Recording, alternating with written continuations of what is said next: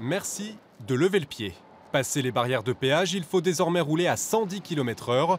Une mesure expérimentale jusqu'à début juin sur un peu moins de 10 km d'autoroute dans les deux sens entre le nord de Toulouse et la sortie Saint-Jory.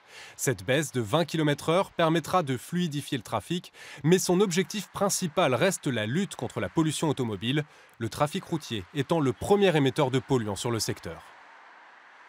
Ça va contribuer à réduire ces pics de pollution puisqu'on va réduire les particules fines, mais on va surtout travailler au niveau des oxydes d'azote puisque quand on va réduire la vitesse, outre la réduction d'émissions de particules, on réduit de façon notable les réductions de dioxyde d'azote qui est un gaz aujourd'hui problématique sur la grande métropole toulousaine puisqu'on a de l'ordre de 18 000 personnes exposées à des concentrations importantes en dioxyde d'azote.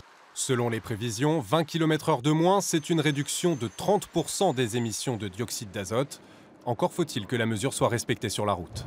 Nous roulons exactement à 110 km/h comme la plupart des autres automobilistes autour de nous et pourtant, très peu sont convaincus de l'utilité de cette mesure.